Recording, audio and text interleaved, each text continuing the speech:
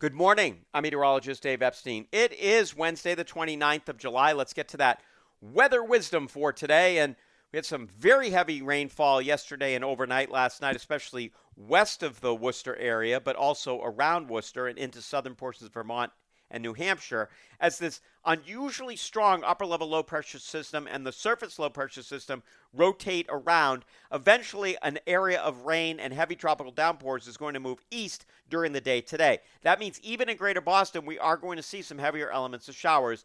There's been plenty of humidity across the area. Yesterday, some places seeing 3/4 of an inch of rain in 15 minutes. So the atmosphere is really primed for this very heavy rain, and it could definitely occur for today. So you want to be aware of that.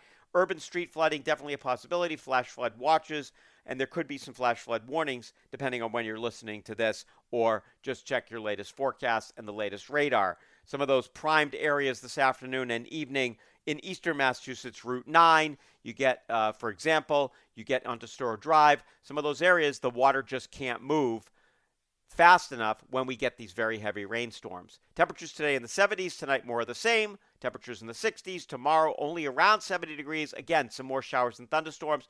Tomorrow's showers and thunderstorms will be mostly east of Route 495, swinging up on into New Hampshire and Maine. And right now, Friday, we should clear out partly sunny. Temperatures on Friday generally approaching 80 degrees. Have a great day, everybody.